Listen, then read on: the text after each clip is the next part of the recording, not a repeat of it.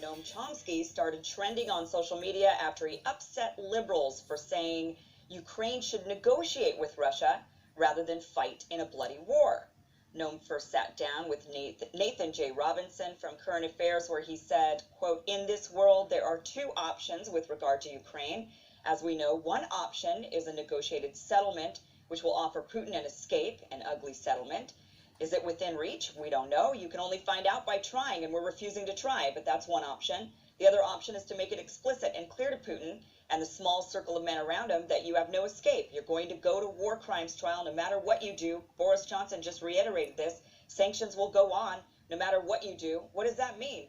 It means go ahead and obliterate Ukraine and go on to lay the basis for a terminal war. Those are the two options, and we're picking the second and praising ourselves for heroism and doing it, fighting Russia to the last Ukrainian." He reiterated these sentiments while talking with Jeremy Scahill from The Intercept. The right question is, what is the best thing to do to save Ukraine from a grim fate, from further destruction? And that's to move towards a negotiated settlement. There are some simple facts that aren't really controversial. There are two ways for a war to end. One way is for one side or the other to be basically destroyed. And the Russians are not going to be destroyed. So that means one way is for Ukraine to be destroyed. The other way is some negotiated settlement. If there's a third way, no one's ever figured it out. So what we should be doing is devoting all the things you mentioned, if properly shaped, but primarily moving towards a possible negotiated settlement that will save Ukrainians from further disaster. Now, in both interviews, he quotes respected veteran diplomat and former U.S. Assistant Secretary of Defense Chaz Freeman, who said the U.S.'s policy is not to negotiate, but to fight to the last Ukrainian. Chomsky said in his interview with Current Affairs, "I don't know if you saw it, but a couple of days ago, there was a very important interview by one of the most astute and respected figures in current U.S. diplomatic circles, Ambassador Chaz Freeman, a very important interview. He pointed out that the current U.S. policy, which he bitterly criticized, is to fight Russia to the last Ukrainian, and he gave us an example. President Biden's heroic statement about the war criminal Putin, Biden's counterpart, as a war criminal. And Freeman pointed out the obvious. The U.S. is setting things up so as to destroy Ukraine and lead to a terminal war." Well, the very important interview Noam Chomsky is referring to is one in which Chaz Freeman sat down with Aaron Mate from the Gray Zone back in late March. But we don't know where this is going, and more to the point, the United States is not part of any effort to negotiate an end to the fighting. To the extent that there is mediation going on, it seems to be by Turkey, possibly Israel, maybe China, and that's about it. And the United States is not in the room. Everything we are doing, rather than accelerating the end to the fighting and some compromise, seems to be aimed at prolonging the fighting, assisting the Ukrainian resistance, which is a noble cause, I suppose, but it will result in a lot of dead Ukrainians as well as dead Russians. Zelensky is obviously a very intelligent man, and he saw what the consequences of being put in what he called limbo would be. Namely, Ukraine would be hung out to dry. And the West was basically saying, we will fight to the last Ukrainian for Ukrainian independence, which essentially remains our stand. It's pretty cynical. Chaz Freeman also talks about something Chomsky is experiencing right now, being labeled a Putin puppet for calling for peace. I know people who have been attempted to be objective about this, and they're immediately accused of being Russian agents, or that is to say, the price of speaking on this subject is to join the pom-pom girls in a frenzy of support for our position. And if you're not part of the chorus, you're not allowed to say anything, and you can't sing. So I think that this has had very injurious effects on Western liberties, and it has enforced an almost, I won't say it's totalitarian, but it's certainly similar kind of control on freedom of expression and inquiry in the West.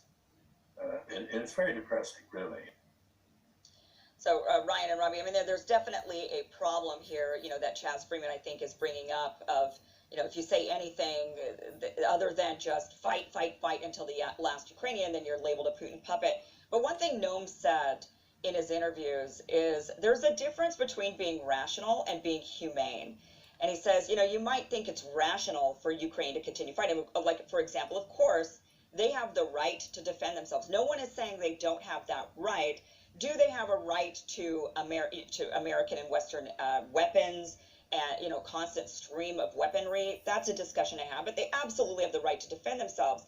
But what is humane for the Ukrainian people? That is a bigger question in this battle. And so, but it's interesting that Noam Chomsky is just getting eviscerated. It just kind of shows me that there's so much about what is traditionally liberal values that seem to have just been, I mean, they're just deteriorating. I mean, just free, lack censorship. Right now, you've got so many liberals championing censorship. You have liberals championing big tech and big pharma. And now even the military-industrial complex just saying, yeah, we need more war, more war, more war. So it's like amazing to me, this kind of transformation that's been happening over the years. But, Ryan, what is your take on Noam getting dragged for calling for peace and saying this is the realistic option is you're just going to have to give Russia something, like it or not, if you don't want to destroy Ukraine. Right, it's kind of delusional, and it's actually why I asked Jen Psaki that question in the press room a couple of weeks ago. That said, what is the U.S. doing to push negotiations toward a settlement forward? Like, what is the U.S. doing? And her answer was, well, we're the largest provider of weapons and also humanitarian aid, and that does seem to be the U.S. strategy here, that they're going to somehow get to a settlement by continuing this war and continuing to keep Ukraine in the fight, which I think can make sense in the very beginning, but it's now quickly moving into a almost endless war type of situation and fitting in with a new strategy that the U.S. is developing toward Russia. And the Washington Post reported over the weekend, it said the Biden administration and its European allies have begun planning for a far different world in which they no longer try to coexist and cooperate with Russia, but actively seek to isolate and weaken it as a matter of long-term strategy. And one of the ways to isolate and weaken a country is to keep it in a kind of low-grade war in eastern Ukraine endlessly. Yeah, I was surprised to see Chomsky getting criticized so hard for those remarks, and I don't necessarily, agree with Chomsky probably as much as you do, Ryan, and maybe you, Kim, I don't know, probably on the foreign policy questions. So I might have criticized him for something he would say about this, but I thought what he said was perfectly in keeping with, kind of the discussion we've all had on this show, along the lines of, what you just outlined. But yes, they have the right to defend themselves. Yes, ideally we want them to, we want Russia to desist from this war, but us just wanting that is not going to make it happen. So what can we, what is actually going to make it happen? What is actually going to bring this to a peaceful resolution? Obviously a resolution that not everyone is completely happy with, that I'm not completely happy with as someone who wants, Ukraine to keep all its territory. I want Russia, the authoritarian government of Russia, totally defeated and humiliated, but that's just not realistic. So what is realistic? And we have to be willing to have the conversation, and our government has to be willing to work toward that. And they give some indication that, yeah, like you said, Ryan, they're looking for something more, something longer, something that will leave a lot more Ukrainians dead.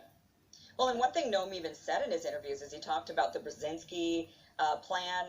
Brian, I don't know if you're familiar with this one, but he mentioned that Hillary Clinton actually brought it up just the other day, saying that, praising the fact that the U.S. was able to bait Russia into a war in Afghanistan, and then continued the war forever, prolonged it by arming and training the rebels, which we all know, the Mujahideen, which we all know then eventually became, it was Osama bin Laden and Al-Qaeda. And so she was actually saying, well, we did it once and this Brzezinski plan was great. And so we're basically championing the idea of doing it again in Ukraine, which is, and then he quoted somebody, I forgot who it was, another official who said, well, it's not about, it isn't about the Afghan lives, for example, when he's talking about Afghanistan. He says this is about hobbling a world power from expanding. So you have to kind of pick and choose which one's more important to you. And he was essentially saying it's more important to us to hobble the Soviets at the time than it is to, who cares about Afghan lives? And I think that's exactly what we're seeing here. And by the way, that Chaz Freeman interview was back in mid-March. I think it was like the 22nd or 23rd of March when he said that. And he said, look, the U.S.'s plan is just to continue this war and keep supplying weapons. And we've seen now, 3 weeks later, that's absolutely the case. We've still been doing that. There hasn't been any real true attempt at a negotiation. It has been Turkey. It has been Israel. Has even been China, other countries. And so, Americans, I think, as a public, need to get together and ask, are we really, do we just not care about human life at all? Are we just like, whatever, fight it out, like gladiator style until one of you is dead? And we know which one that's going to be. But I guess it'll weaken Russia for the next however many years. I mean, it's very, it's a depressing situation. If the